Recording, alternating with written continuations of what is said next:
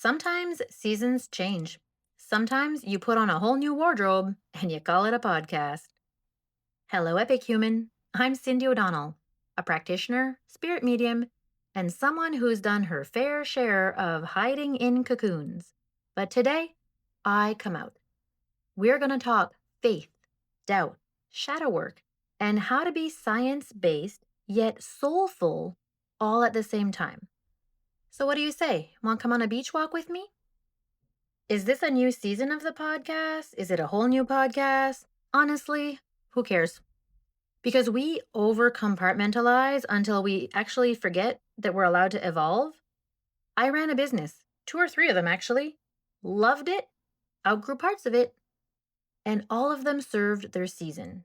And now I'm leaning more into me, into the practitioner, the medium, the speaker, the teacher. All of that doesn't mean that I dumped everything that I worked for. It means that I stopped rearranging furniture to avoid admitting to myself that I just needed a new house. Okay, side note, anybody who knows me is like, by the way, she's still rearranging furniture like all the time.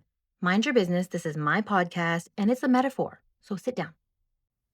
Maybe you're like me and you worry, oh my goodness, what will people think? You changed your mind again? Wholly unstable. But here's the truth. We're all unstable sometimes. And that's okay. Even the tallest oak tree sways in the wind.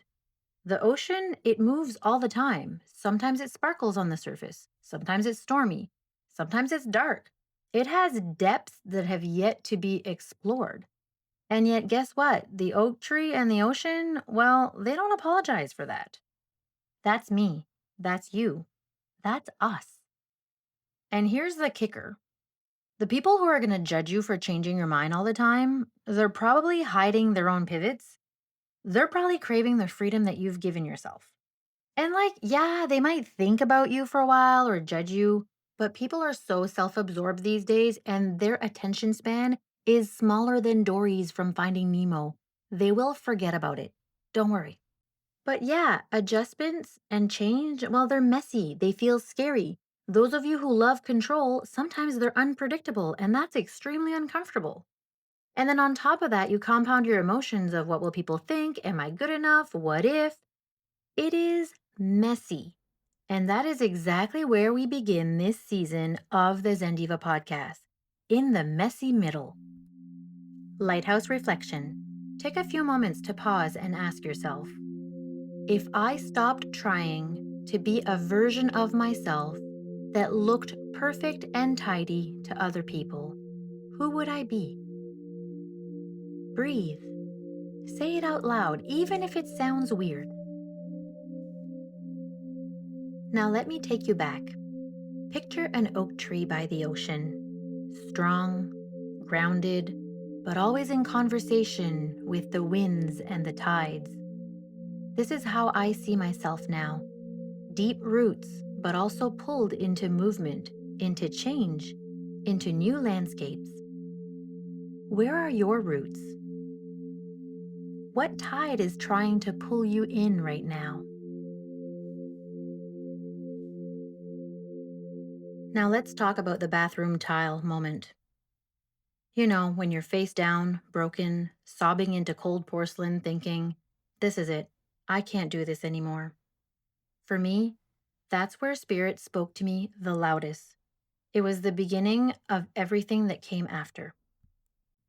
There was a season when I just wanted to disappear. I wanted to hide. I was young, but my world felt like it was on fire on a good day. And showing up, really putting myself out there, felt impossible. And then came that night. I remember the cold bathroom tile against my cheek. My breath was really shallow. My heart was heavy. I whispered a prayer, even though I wasn't really spiritual or religious at the time, although I had sang in the church choir as a child. But something told me that I needed to ask for help. God, if I get a second chance, if you're real, if you can hear me, I promise I will spend the rest of my life sharing love and light. I promise to be a good person. I promise to see the good in everyone. That wasn't really me bargaining, although it might sound like it. Like we've all had drunken nights where we're like, I swear, if I'm never sick again, I won't drink again. And like till next weekend. No, no, this wasn't one of those. This was me cracking open in such a big way. And I got my second chance. So here I am, keeping that promise, honoring that promise. This isn't glamorous. Life is not always love and light filled, but it's real. And when you've brushed against mortality, when you've had your soul laid bare, you stop performing and you start living. And right now, more than ever, the world feels like it's on fire again.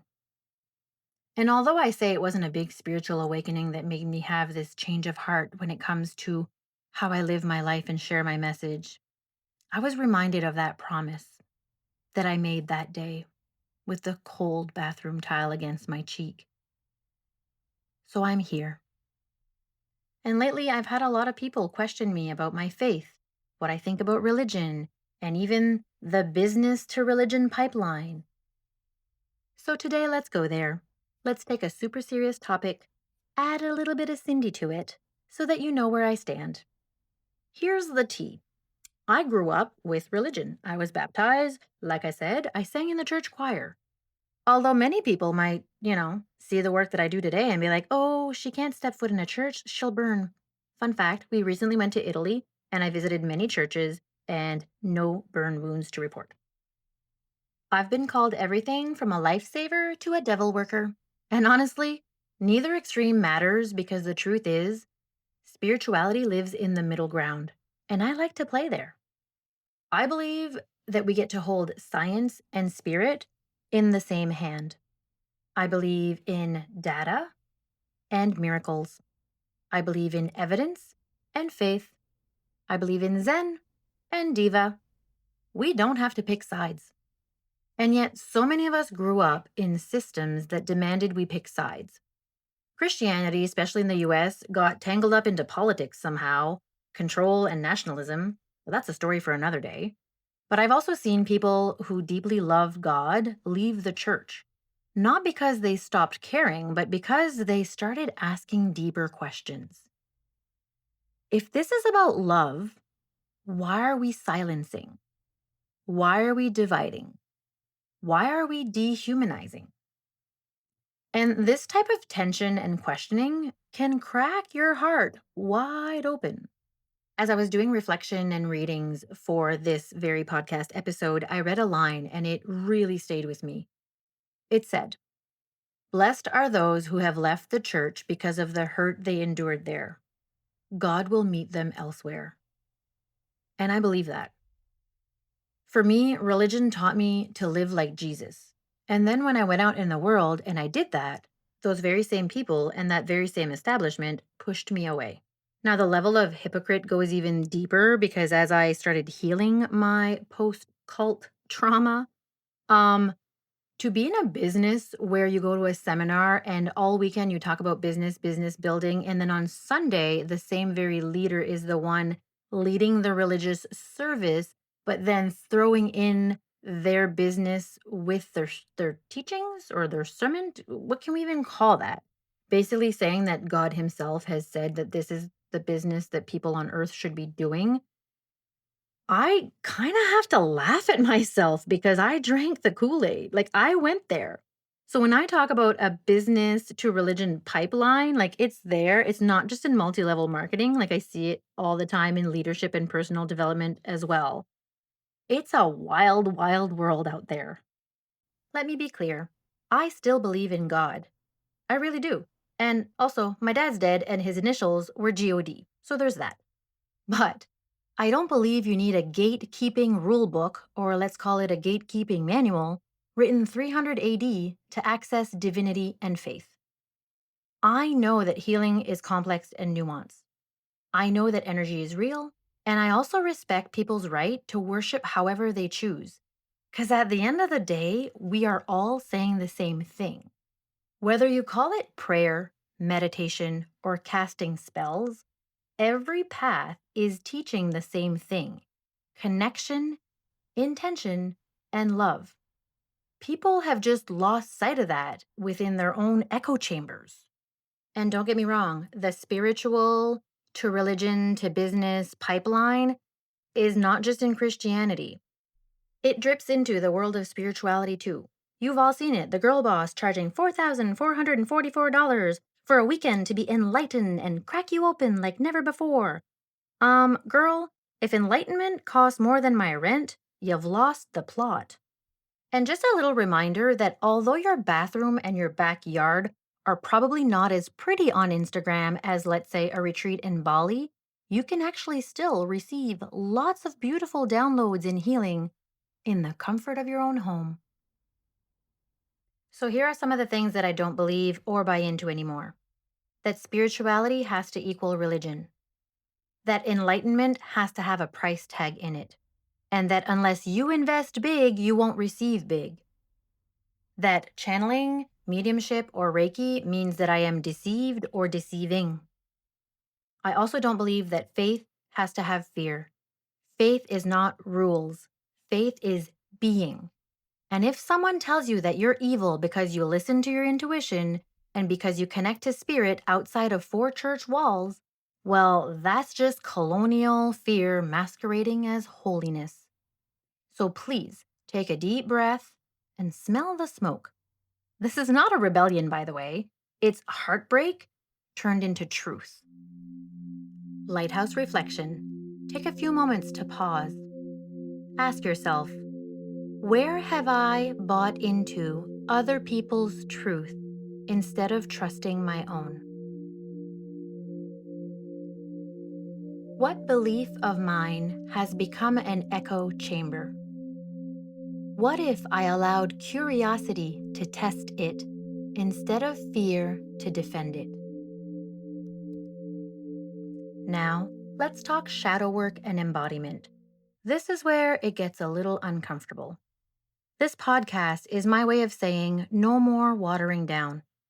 I've played small, I've quieted my gifts, I've tried to make it palatable for everyone, and that's not why I came here. Spirit isn't supposed to be sterile. Healing isn't supposed to be a hustle. It's messy, it's divine, it's funny, it's real, and I like to think that so am I. But I mean, I'll let you be the judge of that. Now, we love to talk about ascension, enlightenment, and reaching the next level, right? Like 4D, 5D, 10D. By the way, like your body would collapse if you reach that level of D. Gives a total new meaning to ascension, doesn't it? We love to talk about ascension, about enlightenment, about reaching the next level, but shadow work, sitting with the parts of yourself that you've rejected, not so sexy.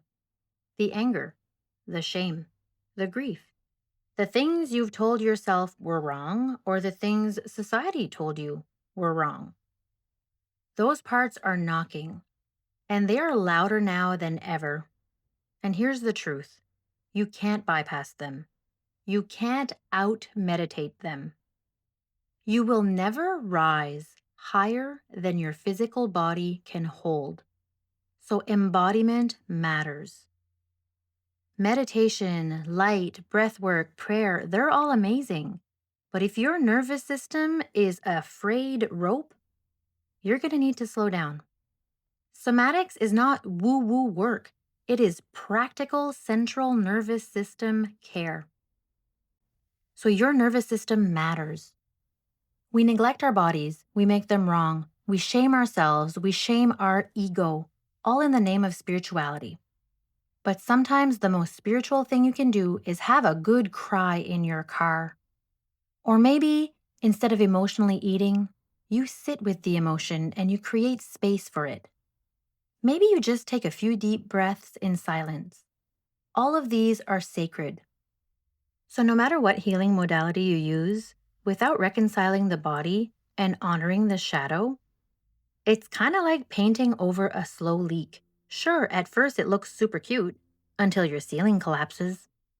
So now that we've been beach walking for a while, I need to admit something. For many years, since starting my first official big girl business, a 2,000 square foot spa, I've been watering down my offerings. I would use the word universe instead of God so that I wouldn't offend anyone. I stopped placing importance on certain rituals like wearing white for attunements because I was scared of culture shaming and the guilt made me always second guess myself. But not anymore. From now on, I will honor where traditions come from, I will give credit, and I'll stop apologizing for the practices that root me, that have helped me, that have even saved my life. I consider myself a walking bridge between worlds. I believe in God, I channel spirit, I respect science, and I can hold nuance. Not everything you fear is evil. Not everything you label as evil is yours to judge. Let's just remind ourselves, and even if this podcast episode brings up some emotions or some judgment for you, I'm okay with that because you are not playing God. You are working with God. And that's a big damn difference, isn't it? So, although many of you may believe that the big changes coming into my world this season came from some ginormous spiritual awakening or a big download from spirit, but in fact, that's not really true. I was starting to feel physically depleted, and my soul was yearning for more. And okay, maybe spirit was being a bit of a bully, telling me I had to step out of the spiritual closet and just start sharing my gifts again, but it wasn't being totally annoying, and I have free will, so joke's on you, spirit. But here's where we land now. This podcast isn't about fitting you into a box. It's about cracking that box wide open. It's about circling up instead of lining up. It's about laughing, crying, questioning, breathing, community. If you love humanity, you crave growth, you're tired of the rules that don't feel like love, welcome home. And yeah, we're called the Zen Diva, but that doesn't mean dudes aren't welcome. Of course you are. The Zen Diva means dancing in the middle of polarities rather than playing in one extreme or the others. It's the shadow and the light, the divine feminine and the divine masculine. It's doing hard things with a whole lot of heart.